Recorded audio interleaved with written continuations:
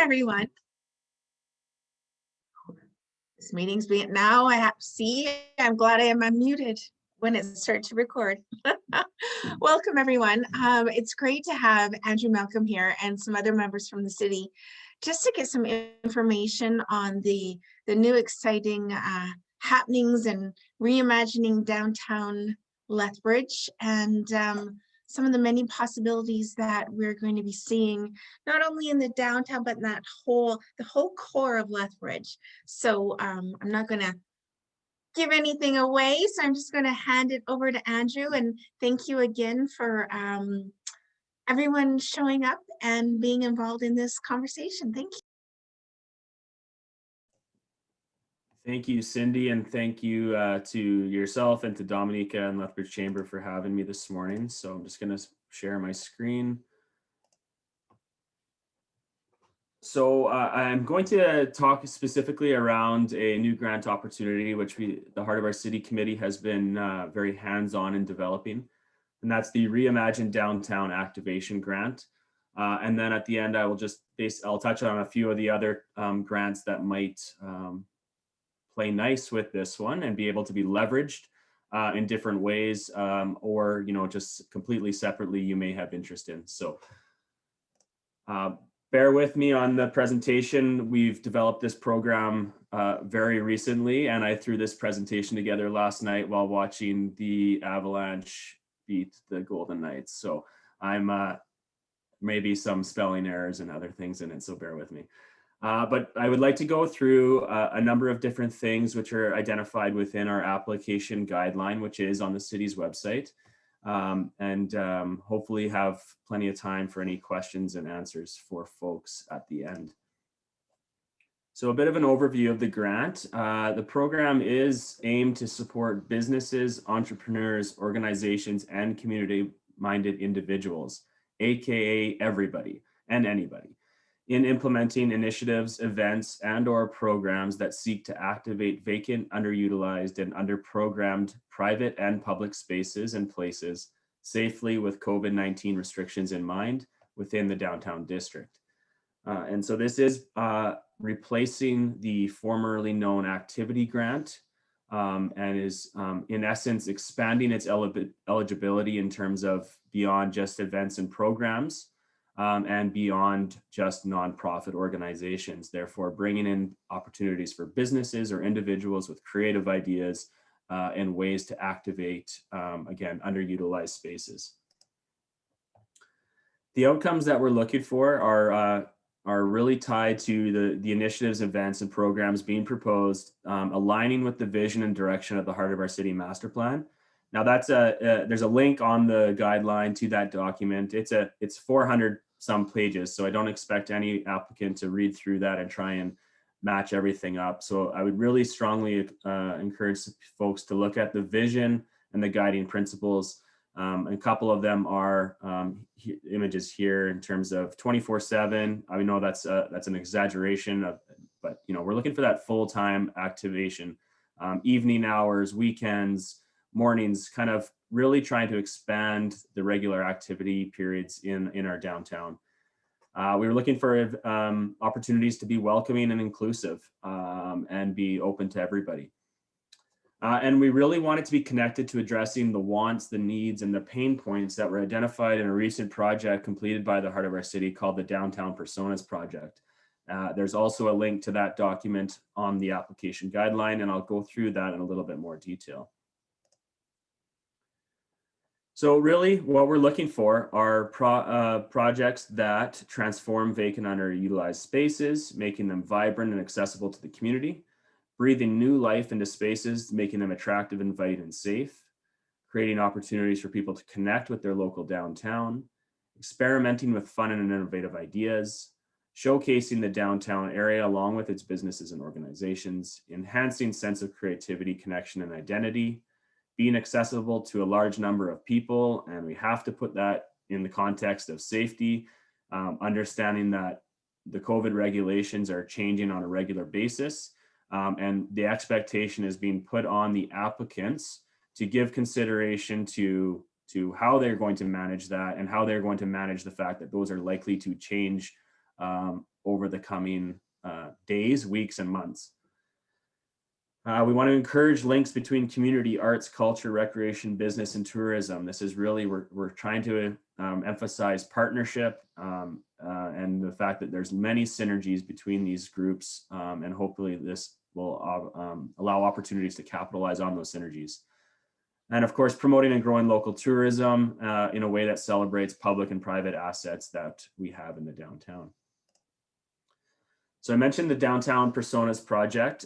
This was completed in 2020 in an attempt to better understand the downtown user, the regular downtown user, and further to evaluate what was missing and what would maybe bring new downtown users into the downtown. After extensive research provided by CGI Consulting, as well as some public engagement, this was then reflected in fictional representations of real life needs, wants, and experiences, and that's captured into this document in quite a bit of depth. And I'd encourage anyone who's looking to make an application to really look at this document even more so than the Heart of Our City master plan, because this is based on it. So this would be the key document to identify some key pieces that we'd be looking for. Here, I'm going to just go through some of those personas just to kind of give you an idea of how you might connect this project or this grant opportunity with this document. And so there's these personas: the arts and culture enthusiast. It talks about their wants and needs to tour public art in the downtown, live concerts in public spaces, more murals, more busking, outdoor movies. Talks about their pain points, that art scene's not accessible. Not enough signage depicting history or historical buildings, and not enough art by local artists. Again, what we're looking for are projects that would look to kind of fulfill these pieces that are being identified in these personas. The local business and entertainment enthusiast, year-round markets, more local businesses open in the downtown, stores for all demographics, inconsistent operating hours, lack of large events. These are all things that would, again, tie into what we'd be looking for to be delivered on by a project. The pedestrian, this one is a little bit, maybe a little bit difficult for a project being put forth by a non-city entity, because the pedestrian persona deals with physical infrastructure, but that doesn't mean that there couldn't be temporary or simple solutions provided by somebody that can make these improvements. An example would be painting a portion of the street to give it the appearance that it's closed off to pedestrians. The urban functionalist, wants and needs garbage and recycling bids, public washrooms, more affordable housing. Some of these are large projects that would not fit this context. But we were just meeting with a group of students who are looking to do a pilot project on cigarette butt receptacles, because through their involvement in the Cooley cleanup, it was identified as the #1 contributor to garbage. And we have a number of sources in the downtown, particularly bars and restaurants, that have been high volume contributors to cigarette butts. And so that would be a very small scale type of activation project that would contribute to the betterment of downtown. And the public spaces enthusiast, more green spaces, more playground structures, community gardens, family-friendly spaces, and public events. So those are some of the things that are identified in that personas project that the review committee will be looking at to how your proposed project will help deliver. From an eligibility perspective, again, it's open to businesses, entrepreneurs, organizations, and community-minded individuals. Again, that's basically a catch-all for anybody who would like to apply. We are not mandating that you be associated with a nonprofit organization. However, we really truly believe that the most successful projects will be through partnerships. So we are encouraging that folks do look to partner with nonprofits and other organizations in the community to really, make this as powerful as possible. It must physically take place within the downtown or within the civic precinct districts. The map here identifies geographically what that area entails. It cannot be established with a main purpose of fundraising. Now, there may be a fundraising component of your event, and the most typical one that I've heard about is a beer garden, where, you know, there's a larger event or situation and you have a beer garden, and just the beer garden itself is raising money for, say, brothers and sisters or something like that. That would be eligible. It's just, you can't be looking to apply just for the sole purpose of fundraising. And the initiatives must begin within 6 months from the date of funding. We haven't put a final completion date on that. I should sorry, going the wrong way. So from a funding perspective for the year 2021, there is $150,000 available for the 2 intakes. We have not established firm parameters about how much money is allocated to each intake, allowing flexibility for the committee to really gauge around the successful or the power of the projects being proposed. Applications can be made for up to $25,000 per initiative, event, or program. Understanding that it really needs to probably be a pretty based project to maximize that amount, given the total amount of funding available. But if you have a wow project, I'd encourage you to apply for that full amount. We do have a question on the application form that asks whether or not full funding, or your full funding request, is required, or if the committee gave you a partial amount, would you still be able to deliver your project even in a more scaled back manner? Matching funding is not required. However, applications that have a lower percentage of the total project funded by the grant will score higher. So if you can contribute 50% matching, it is likely to score higher than if you're asking for the full amount. But it does not eliminate a full amount based project to be evaluated. Successful applicants would receive 70% of their approved grant up front, understanding that not everybody, especially individuals or businesses, may be able to carry the capital. And then the final 30% would be provided within a final report requirement. Applicants are eligible for multiple applications in each intake, as long as the applications are distinct and separate initiatives. So if your organization has several ideas, I'd encourage you to put in several applications. You're not limited or bound by just a single one. And the example here I've provided is in the city of Vancouver, where an organization basically painted an alley and bolted a basketball hoop to the side of a building and created a very vibrant public space. Some key dates. So applications will be accepted in 4 intakes over the next 2 years, and those will be reviewed and approved by the Heart of Our City Committee, and dates are subject to change apart from the first intake. So this first intake is June 25th, which I appreciate is coming up quick, but we really did want to try and get some of this activation taking place this summer, especially with the provinces planned for reopening. We will have a second intake this year, most likely October 1st, again, subject to future change. And then we would look to have 2 intakes in 2022. The picture here is an example of a pop-up art project where empty storefronts were designed with artist wares, advertising where people could head to purchase them. Again, this doesn't just provide opportunities for artists. It is promoting an empty storefront, as well as adding some visual, adding visual beauty to something that could have otherwise just been darkened and boarded up, potentially even. The assessment criteria, so applications will be assessed by the Heart of Our City Committee or subcommittee against a rubric. And that rubric will consider the following areas. The project idea, so just how strong is that and how does it meet and align with the outcomes identified earlier.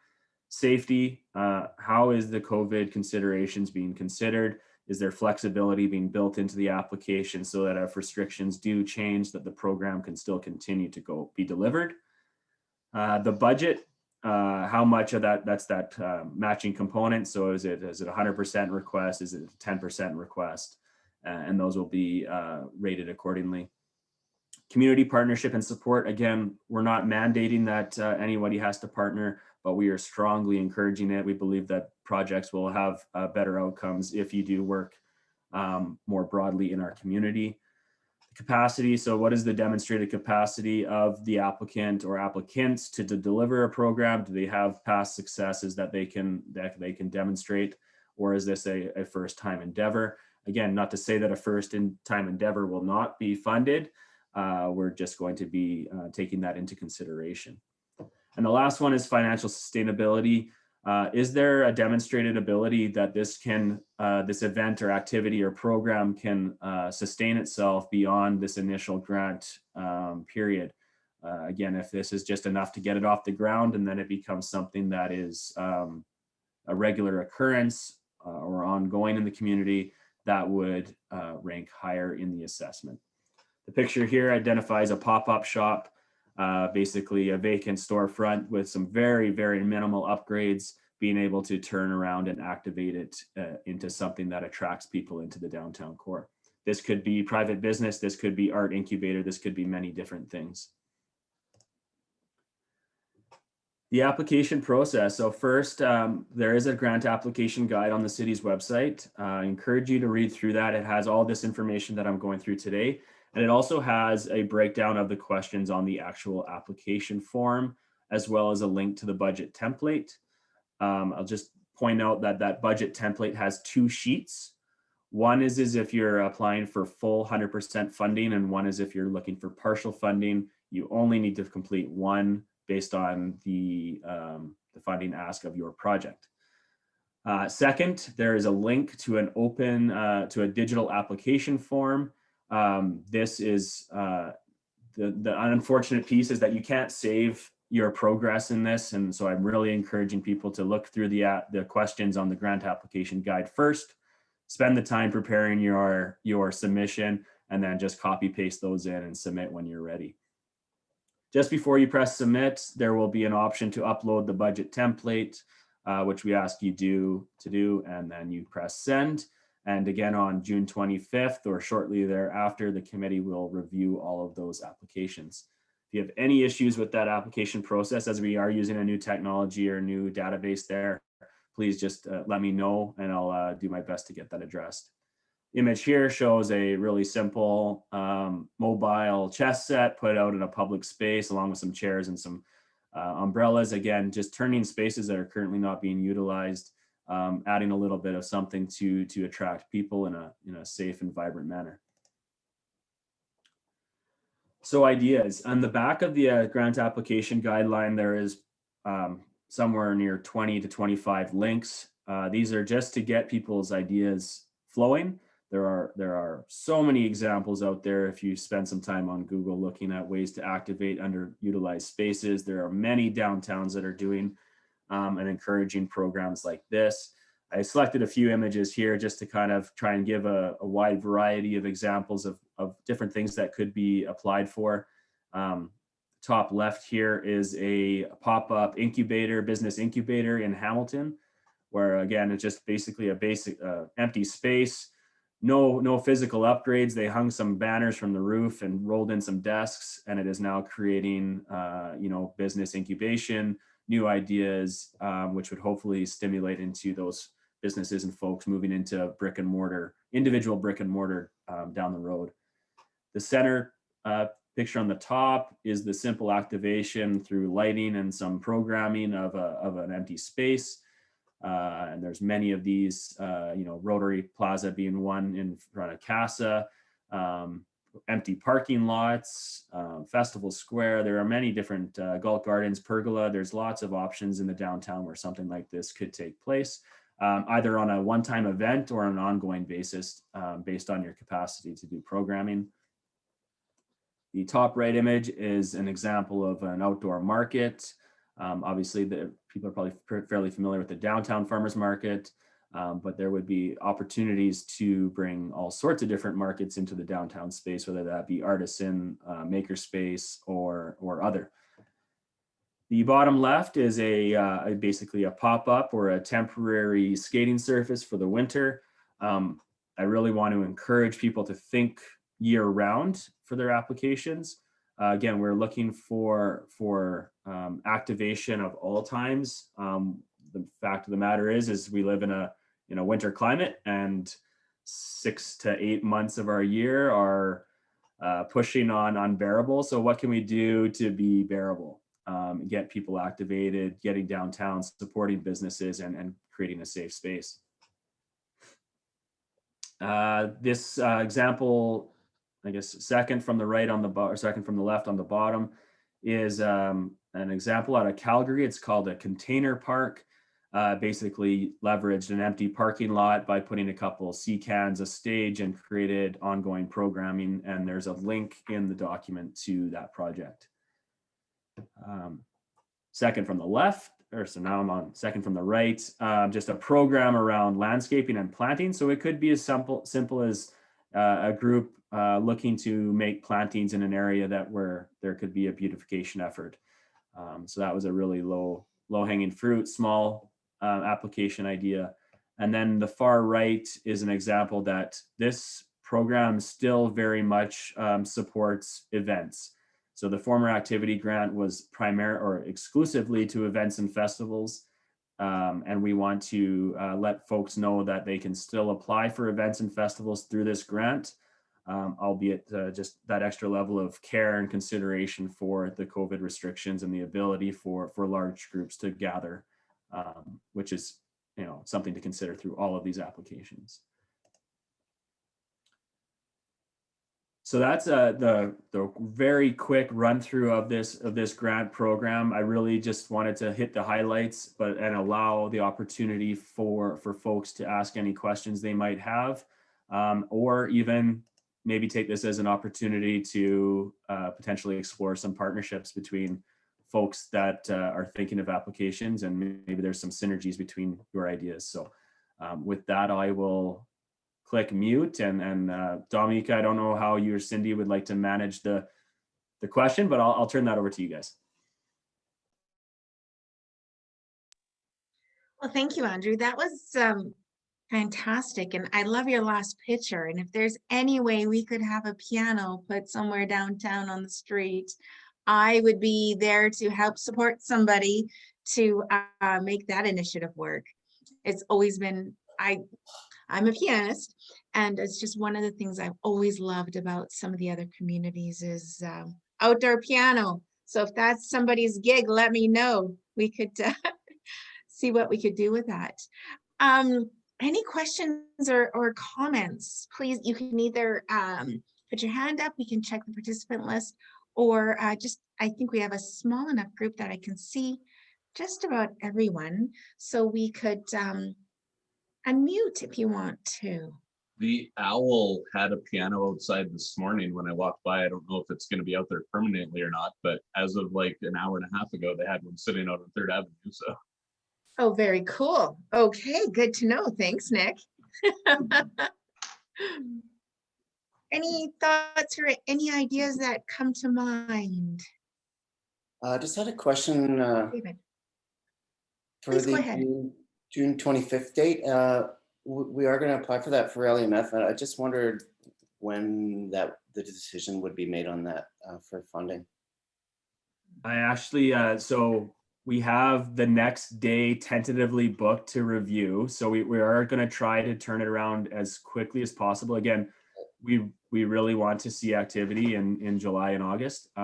So based on the amount of applications and the amount of review and back and forth, but my hopes would be within 1 week. Oh, great. Yeah. Okay. Perfect. Okay. Thanks, Andrew. Andrew, I just have a question. Will there be a loosening of typical development or occupancy requirements in pop-up shops or other temporary uses in otherwise vacant buildings? So unfortunately, I don't get to pull all the strings at the city. So, but I would be very willing if that was an application or if that was an idea and that was identified as a constraint, to be someone to facilitate that conversation and push for as much flexibility or just to help navigate those restrictions. There is an appetite of our senior administration as well as our council to make things happen at this point in time. So I'm positive that we can help through that. I just can't fully commit because it's not necessarily my decision to make. Fair enough. Thank you. And I guess right now with restrictions and everything, everything's kind of up in the air, but it never hurts to ask. Always ask at the risk of receiving. That's what I think we should do a little more often. Because I was thinking like some of the, even some of the ideas of, so we might have to all go for a little walk around downtown in the area that was on that map, because I know there's some empty parking spots or stuff. And one thing I love about Kimberly is going out and being able to play with the big chess set and things like that. So I was excited to see pictures and things like that. And I think Darlene had unmuted. Darlene, did you have a question? No, I was just saying how I just wanted to pipe in and say how excited I am about this. I have some pretty visual ideas. I know in some of the other CF areas where they had, like I'll use the Crow's Nest Pass as an example, where they had a lot of vacancies downtown. They partnered with the chamber and then they did some tourism type banners that were able to go in windows and stuff. So I mean, promoting some of the local events that were kind of happening. And the nice thing about them is you could take them to other events. So they weren't just, you're going to put it in the window of a vacant building, but you'll be able to move it around. So I have some ideas, etc. That, yeah, I'll put a little bit more thought into. And on the incubator side too, I know the guys from Summit's group, right in the post office building, they had talked about maybe a possible incubator space in there. So maybe I'll reach out to those guys as well. But yeah, exciting. Thank you, Darlene, Darlene. if I may just hop in there to just add that if you have an idea, don't wait until the 24th to make an application and try and ask questions. If it's just an idea that's top of your head and you have no idea who to talk to or how it might come to fruition, give me a call or shoot me an email. I'll do my best to maybe connect you with people that I know that are exploring this space, or use the Heart of Our City network to float it out there and see if there's someone who can maybe assist in getting an idea to something that's application ready. Absolutely, thanks. Can people apply for BILs on top of this, Andrew?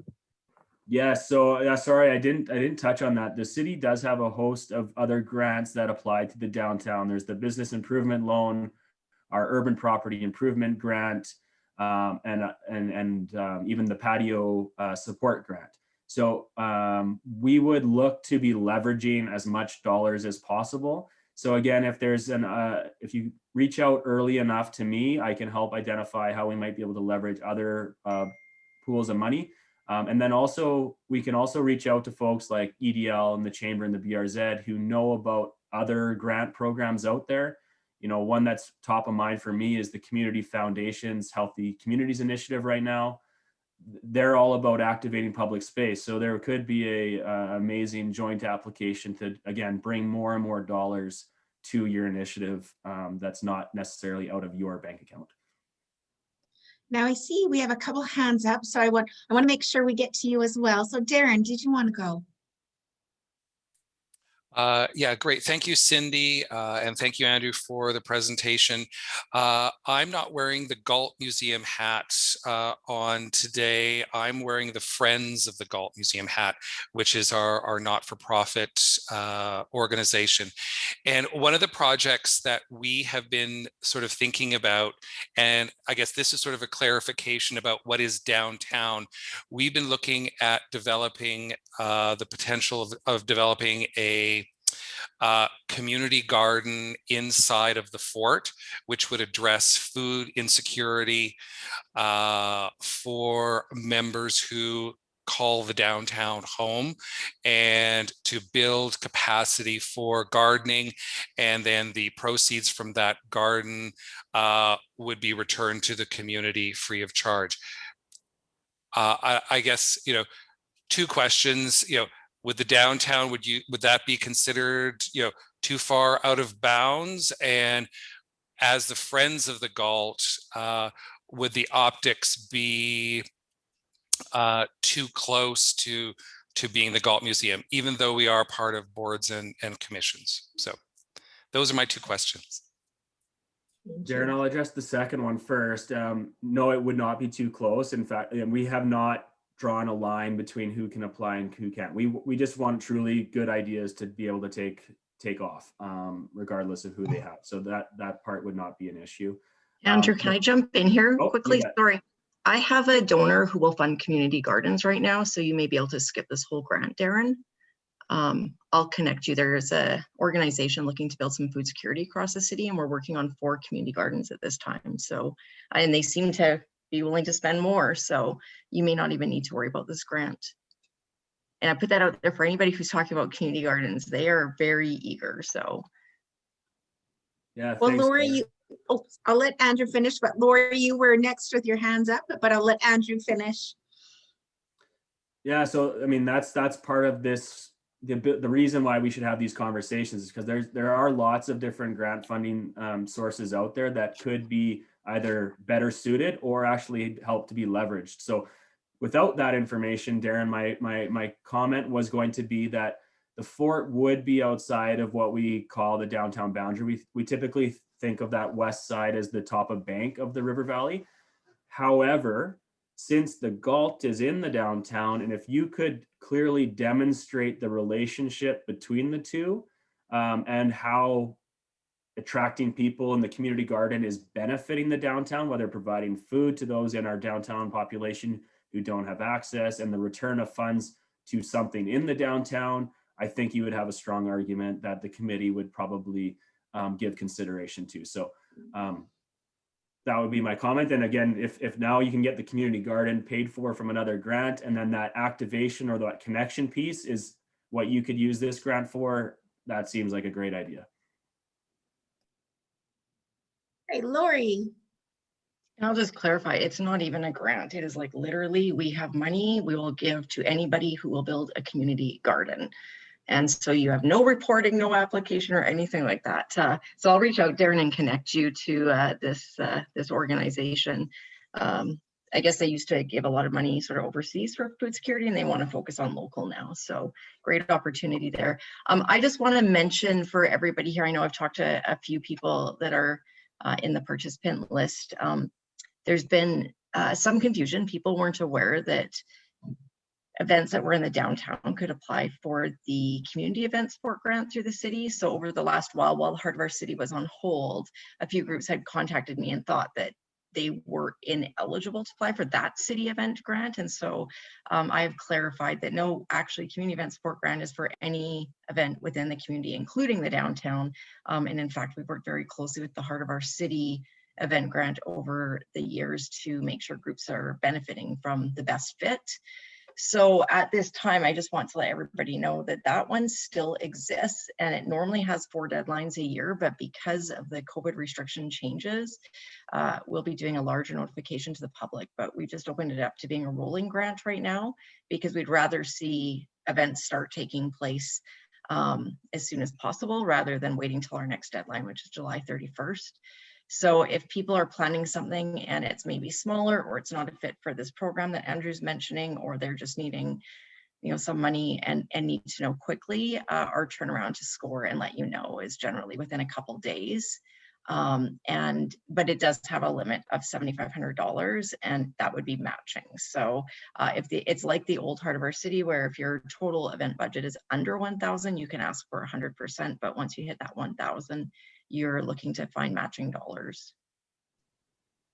And again, just as an opportunity to show how things could be leveraged, there would be potentially the possibility that you could use, oh, now, Lori, I'm going to probably stick my foot in my mouth, but if we could use the reanimation grant to create a space, it would be a parking lot, into a functional space for people, could the community event support grant be then activated to actually bring an event to said space?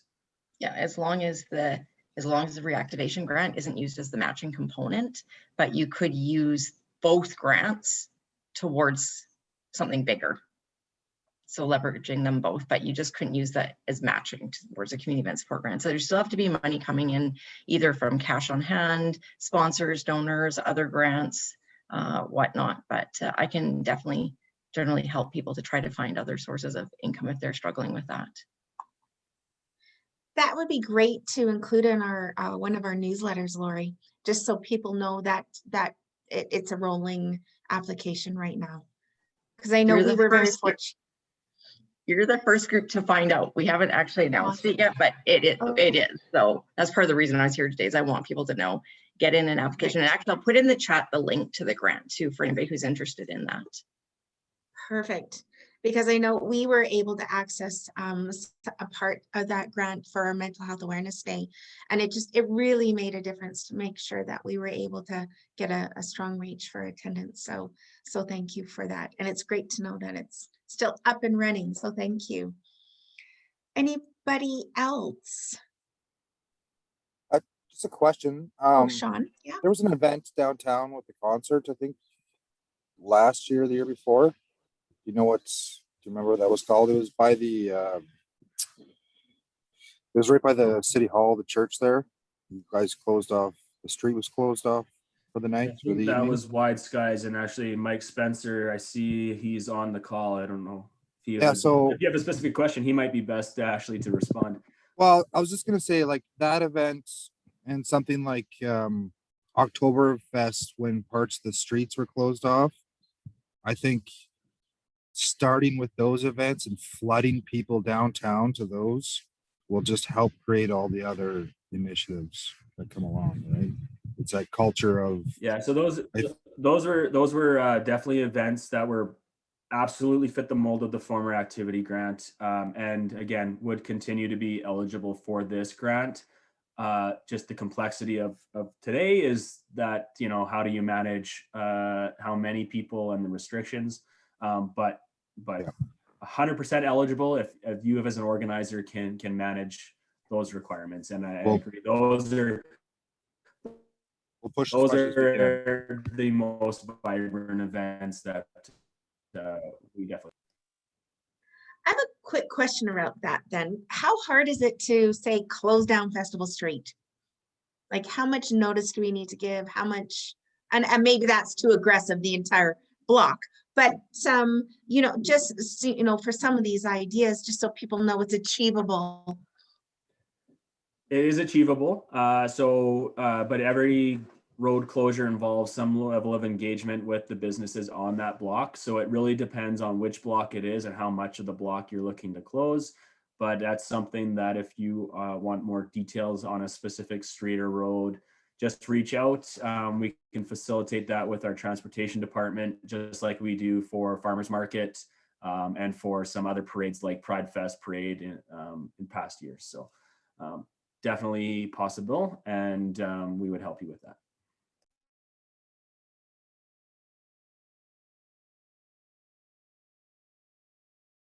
And I just see in the chat that Nick mentioned that the Festival Street was actually closed. The entirety, the BRZ did a Canada Day event, and it was closed for the full block between 3rd and 4th. And really, again, it's not that difficult. We just need to know, preferably at least a few weeks in advance. Perfect, thank you. Anyone else?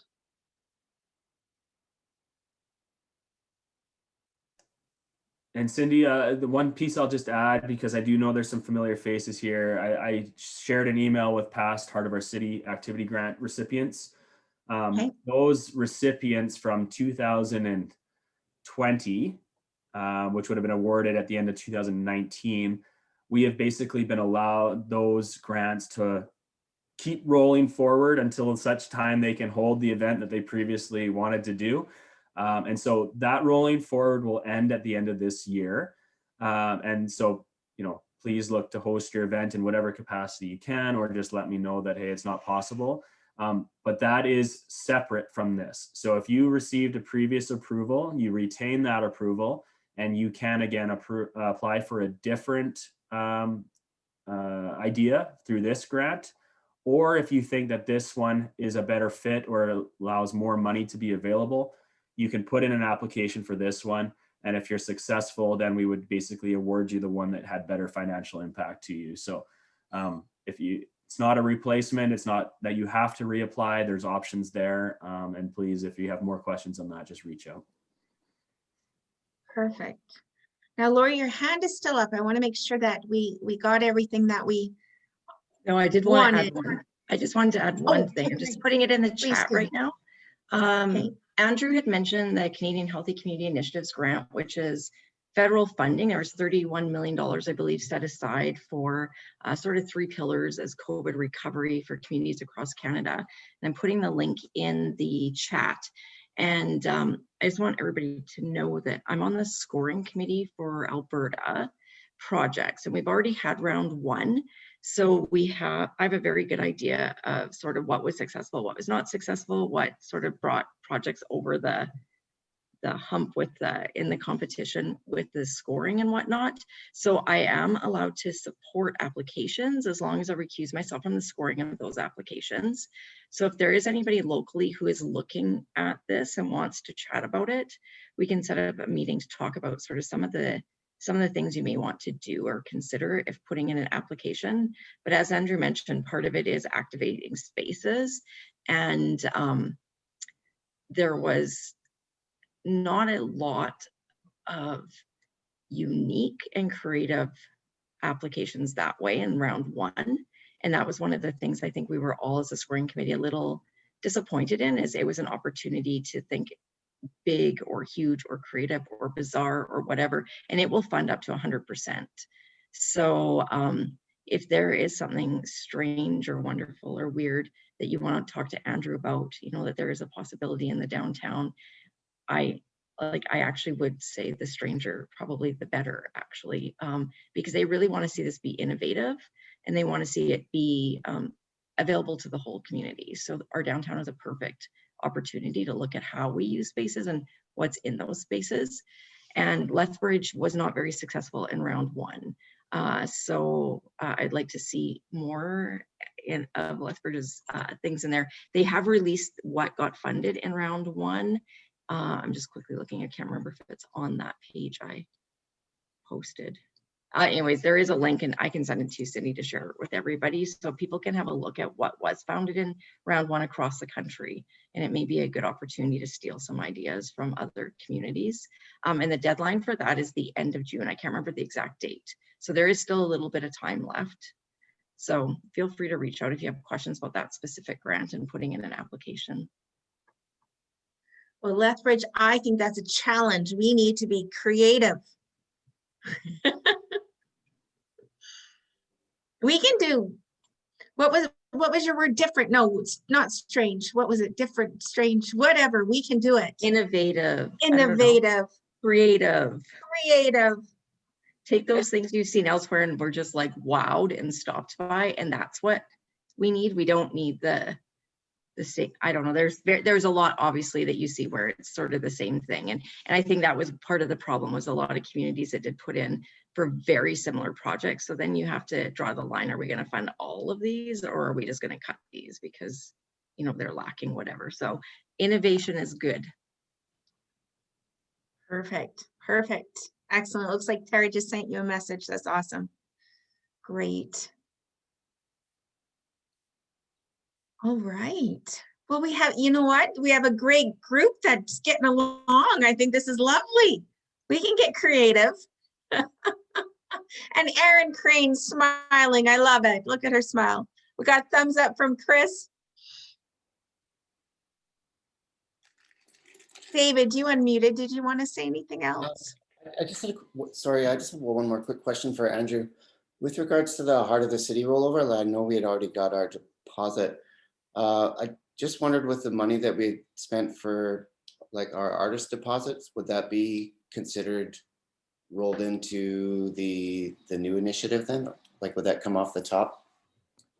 David, that's probably something that you and I can just maybe have a sidebar conversation Sure, on to yeah. dive into a little bit. You know, the city's in the position that we want to be as flexible as possible, understanding that, you know, nobody could have predicted what's happened. And we really want to see things take place. And so I think we can work it with you on that and just understand how that might look. Sure. Thanks. Perfect. Well, you all are so efficient. I like this. Andrew, any closing words? I just, my last one is I just put the link into the chat. So if you're looking to look at the guideline document and hop on and make an application, all that information's there. It's also located on the page where some of our other grants and incentives are located. So if you're not familiar with those, take a look. And if you have questions on any of those, just reach out. And again, reach out early, even if it's just an idea, and would look to connect you with other folks or give you some direction. And thank you again to the Chamber for having me and for everyone else for coming and joining in this morning. Oh, this has been great. Thank you. I was excited to see 25 of us on logged in at this time. So that's great. We will keep pumping out the information and hold as many of these sessions as we need to get the information out there. So thank you, everyone. Happy Thursday. Enjoy the rest of your day. Take care.